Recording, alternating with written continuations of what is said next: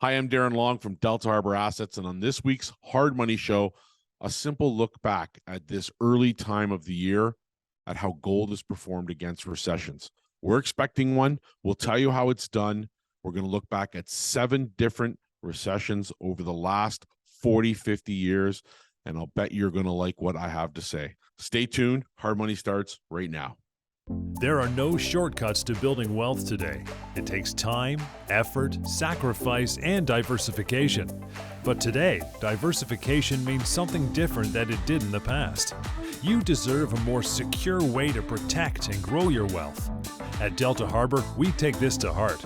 Our mission is to help by inviting you to add physical gold and silver to your wealth strategy. Book a free consultation today and let us show you how to protect and grow your wealth through the ownership of physical gold and silver. Let us show you the Delta difference. Hey, everybody. Welcome back. Hard Money Podcast. We are back for another week. Darren Long right there as well, answering all your questions. 1-866-323-GOLD. Reach out, deltaharbor.com. Harbor with a U. You can see it on his screen because we're Canadian. And this investment is all about you. We always tell you every week that this may be a part of your portfolio that is missing, lacking in some regard. That would be physical metals of the silver and gold nature. There's a few others, but again, that phone call and a longer discussion with Darren and Rob and the rest of the team will set you straight on where you should go down that path to increasing that portfolio of yours and getting through these weird times that we're in right now, this full-on recession deal and the interest rate hikes. We're going to cover it all and look back and look forward to how gold is performing. Darren, how you doing, bud, today? Feeling good? John, it's a new year. It's a new month. Yeah, We've got a man. little bit of snow on the ground, and we couldn't be happier for what lies ahead if you're a gold and silver investor, because we know those who have taken the time to actually educate themselves, research the ownership and the benefits of owning gold and silver, will have a much more sound wealth strategy than those who don't. And given the uncertainty in the time and space of where we are right now, John, I think it's more important than ever that we take a good, hard look at our wealth and help each other, one another, to share ideas, to look at alternatives. You know, we use the real estate market for what it's worth, good or bad, for a very short period of time to make a chunk of wealth.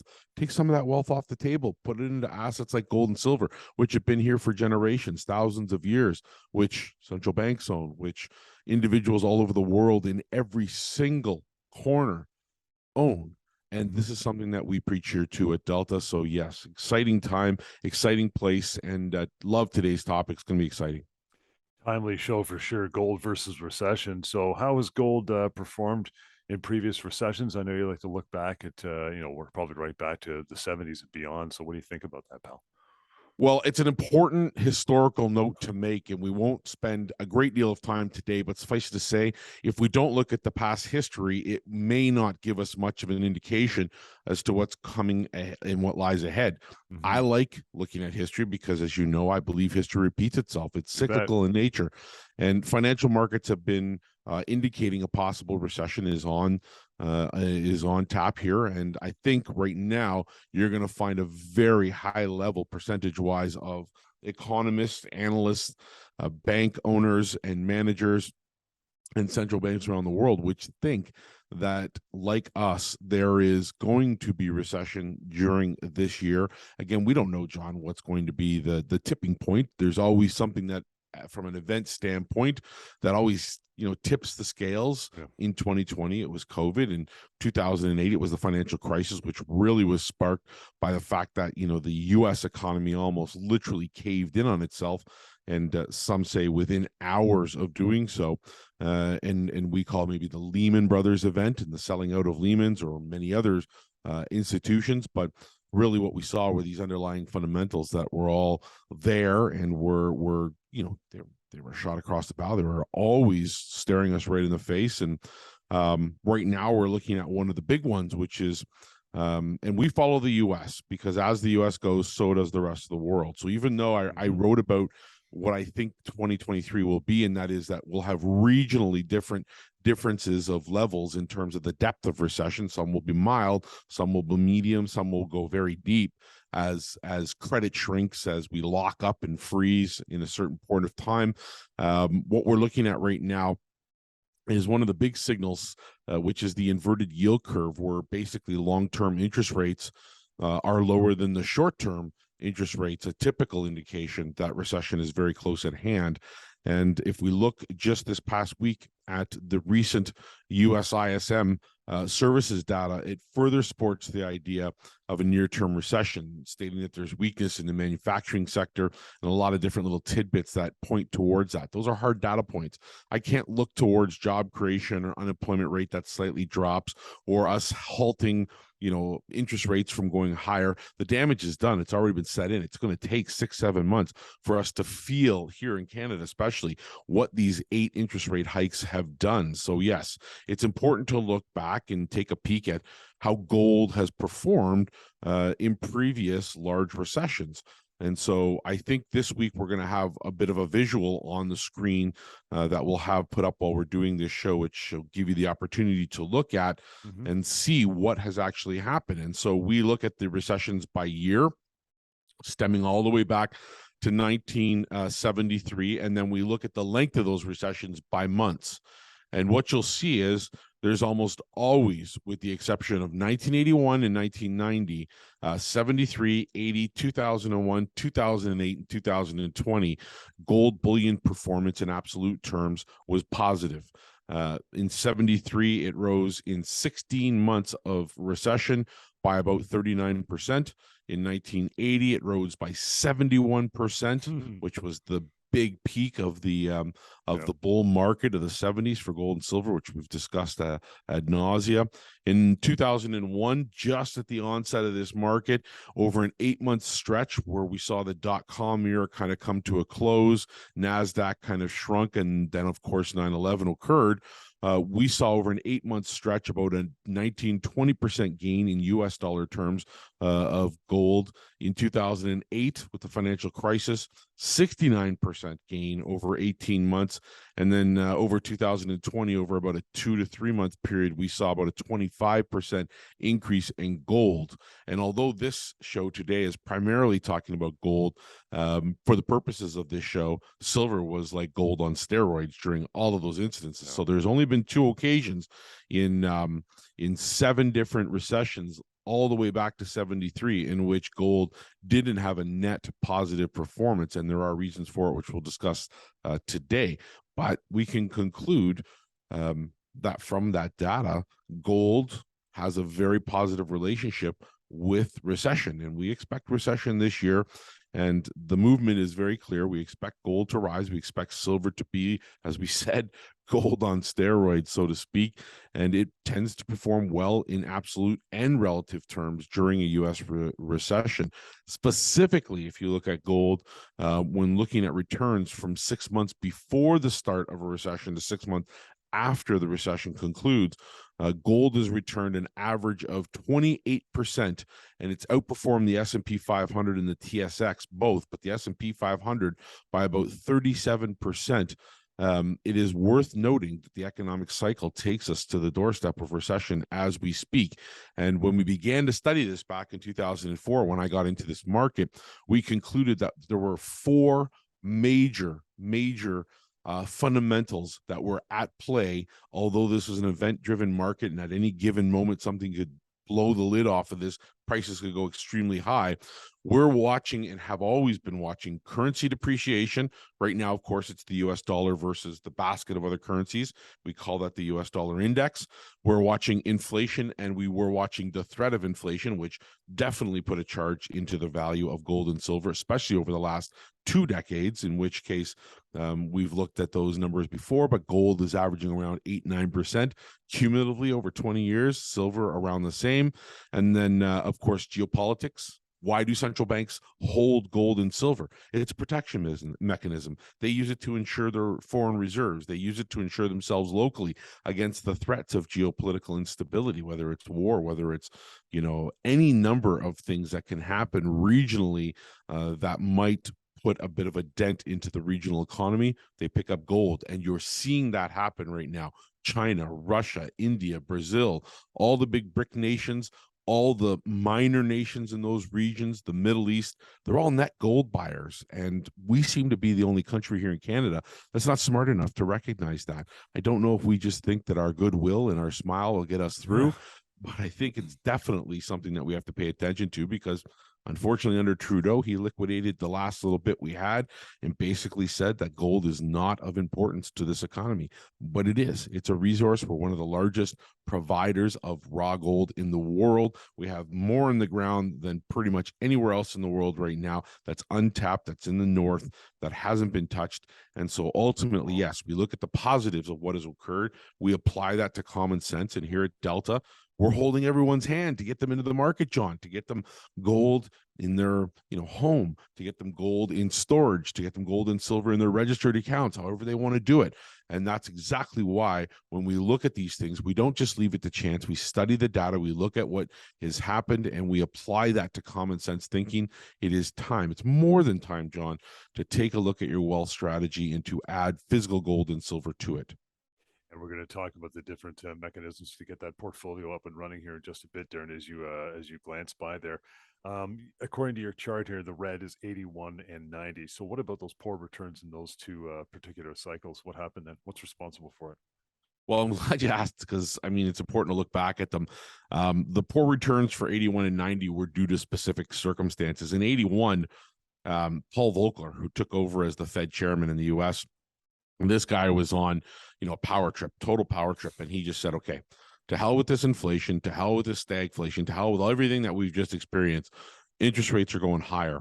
And it was a significant event. I mean, it changed history, because never before had you had such a dramatic uptick in interest rates in any one short period of time. And this was when inflation in the U.S. was well over 10%. That's data inflation, not street level. Street level was near 15, 20%. And when you were paying mortgage rates or had mortgages that were above 20%, here in Canada too, mortgage rates that were, I remember my parents' second mortgage, or our second home or second place where we lived, 23%. 23%. Imagine paying that right now under the circumstances we currently find ourselves. Yeah. I mean, forget it. Everybody will tout that, there's positive news in job creation. There's positive news in unemployment rate falling. But what they don't take into account is the cost of living has gone sky high. Mm-hmm. We can't afford to pay 20% mortgages. We'd be dead in the water. We'd lose our entire economy. We'd be completely flushed out to a nothing state, and we would fall to a second or third rate economy. And in order to prevent that from happening, going back to those times, you can't have some wingnut pushing the buttons and raising rates too high. It's high enough. We've had 8 interest rate hikes, taking us up over 4% from 0.25%, the prime rate. Mortgage rates now up at 6%, going on 30-year rates. And in the U.S., they're in a housing crisis still. So that's the same subprime situation repeating itself over again. And again, we're seeing very, very much the same situation occur, where decisions financially at the macro level are being made based on this shitty underlying asset base. And we don't know how quality it is, but we know they're repeating the same subprime process. And we know prior to the more stringent rules that came in place here in Canada, lots of people were buying houses and lying about their income to get better mortgages. I mean, let's face it, this country is, being swarmed right now by scams relating to homes, from mortgage scams to funding scams to flipping scams to, people that are applying for mortgages that should never have even got a second thought. And that's where we are right now. We have to be very cautious, because we're on the tip and the world sees it and they know about it. So that 1981 time was just a pure matter of the interest rates rising, and that very transformative paradigm shifting moment in monetary policy, it marked the very start of a prolonged bear market for gold and silver until the mid-90s, where we had a bit of a uptick right in the middle of the mid-90s and the beginning of this bull market in 2002. So additionally, the high inflation period of the late 60s and the early 70s caused gold prices to increase dramatically. So, this is definitely boding well for where we are right now. Interest rates have just gone higher. The the threat of inflation is here, and the expectations are very high for what lies ahead. So I like where we're sitting. I love gold and silver right now, and I think definitely there is every reason to believe it goes much higher from here into the 2,500 range this year, and then 3,000 and beyond by next year or the year after. Silver up into the 40 range, and then beyond 50 by next year, probably above its all-time high in very short order. So this is a great time to be owning it, buying it, because it's relatively cheap compared to where it's going. Was 1990 the same thing, or was it that whole invasion of Kuwait had something to do with it as well? Yeah, 1990, that was a very mild recession, but it definitely was following Iraq's invasion of Kuwait and marked the beginning of a fairly aggressive central bank gold sales, right, where we started turning the clocks backwards, and that lasted through the 1990s and early 2000s. And this period is in very stark contrast to today, where, as we know, we've discussed in this show at length, the importance of understanding central banks around the world are net buyers and have been net buyers since 2009. We just don't hear it discussed in the West because the U.S. has some mythical Fort Knox amount of gold, which is the largest gold hoard in the entire world sitting there, which hasn't been tested since the 60s, but they say it's there. So that's their gold. Here in Canada, we're just, I don't understand. I don't understand the thinking. I don't understand the political will to abandon that process when the rest of the world, all the central banks of the G20 nation, own gold except for Canada. And I don't understand why that's that way, but it is. And so, right now, it's imperative for us to view those other aspects of the world global economy and take them for what they are. These are countries planning to succeed in new multi-currency global economy. And we don't know what that'll be. Some people challenge the norm and say it's going to be a digital currency or one world currency. I don't believe that. I believe that we're going to start to see this continuation of the move away from the petrodollar and a focus more on regional currency. And what they can do is pay in different forms. We'll use a lot more oil for payment, a lot more gold for payment. And if Canada doesn't follow through on following the rest of these central banks, I mean, we're already at great risk. The world sees it. Everybody's on our doorstep. Everybody wants our resources. People are breaking into the country constantly.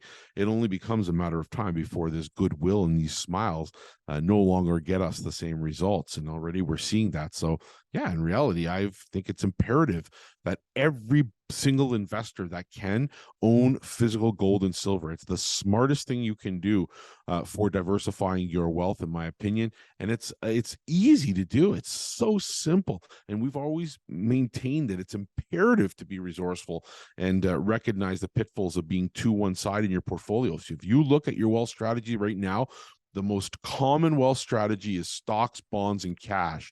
And those are all, unfortunately, positive related. So if we have a recession, all three drop in value.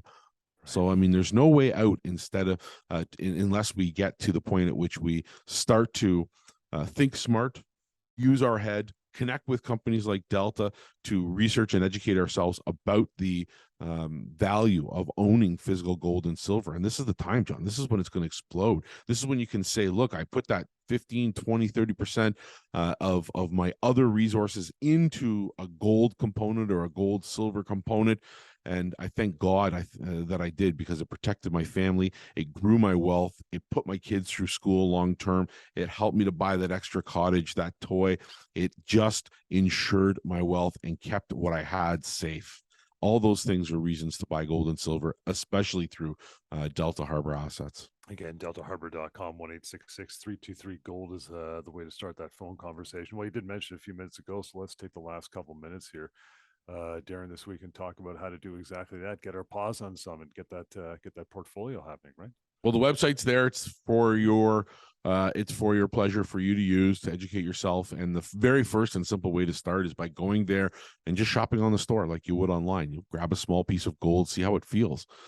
Spend $1,000, get some gold in there, maybe some silver, maybe both, and just take it home. See how that process ensues, what it feels like to hold it, what it looks like, and then build something from there. Take another approach, maybe, which is to store your product. Maybe you're going to have a sizable amount.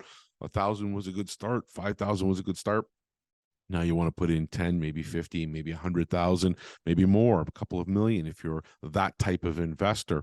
And you can do that and put it into storage. It's safe, it's secure, it's in your name. Provide the serial numbers, it's fully insured, and you can buy and sell by phone. So it increases your liquidity overall, makes it very smart way to hold against a very limited or low cost. You will not like the outcome of wanting to investigate insurance at your home, even in a safe if you have it, because it will far exceed the cost of storage using Delta's program. But that being said, again, maybe you're investing a little bit further and you want to really diversify your holdings. What about a registered account? We offer the ability for you as an individual investor to put gold and silver into your registered accounts, whether those are RSPs, TFSAs, liras, whether those are lifts, RIFs, and you want us to follow you through into the retirement phase of your life. It doesn't matter to us. Set one up for the kids and use an RESP. Yep. If you're a U.S. investor watching this, 401ks, we'll set those up for you too. Again, the product gets stored. It's bought and sold by phone call. And it's easy to do, and you get all the benefits of the registered accounts. So in an RSP, you get the tax deductions. In TFSAs, capital gains free. Why not use that up if you've never had a TFSA? Or if you've got a dead horse sitting over at another institution and they're just giving you the runaround, they don't give you the feedback that companies like ours do. You don't get in touch with them often enough. They don't call you and give you reasonable ideas as to where to park your money or what to do. Then call us and we'll show you how to self-direct that from that institution over to here, where you can get your own account, have it inside your RSP. There are no implications tax-wise. You can just take it and hold it under the same umbrella, but instead of being at some dead end where you're dealing with some planner, advisor, or person working at that firm that never calls, that never touches the most important thing in your life, then you are going to be in a situation where you are going to fall short of your goals, which is to protect your wealth, insure your wealth, and to go from there. And in addition to that, John, we have one called bulk bullion, which is a fun one, which is, hey, if you want gold and silver, but you don't want to pay those premiums for a bar or a coin, we've got the best way. We just take tons of bars and we put them in the bank, and we store them, we put them in the vaults, and we hold them there. And ultimately, you're able to just buy in 1 ounce increments of gold or silver without having to declare what specific bar you want or coin. It's all allocated to these accounts. It's all segregated. It's in your name. There is no hypothecation. None of that kind of thing happens. And you can just switch it anytime you want into a bar type or a coin type, or you can take delivery of it. Take it home if you want. If you bought 1,000 ounces and it's 1,000-ounce bar form and it was the cheapest way to buy it, then go ahead and take it home with you. No problem. We'll get it set up. We'll either deliver it right to you or you can come and pick it right up from the vault. Either way, it's a great opportunity to look in and investigate further by going to our website and getting started there. John, it's getting cold. I know at the end of every show, it's something I repeat all the time. The snow has fallen. We're expecting more locally here in Ontario. And I just want to remind people of the importance of taking care of your local community. Give generously to your local food bank. The people around you, believe it or not, even if you're living an affluent lifestyle, you have neighbors who are not living the lifestyle that they pretend to be, and they need your help. They need your support. Your local community needs your support. Take care of the people in your community. Give to your local food bank. I want to thank everybody for tuning in, and it's easy as that. Get over to the website and let's have a chat. Let's get in touch and let's have 5-10 minutes of a call and get some gold and silver into your portfolio. Yeah, man, that's it for another week. Again, reach out, as Darren says, Delta Harbour with you. It's right behind him, deltaharbour.com, 1-866-323-GOLD.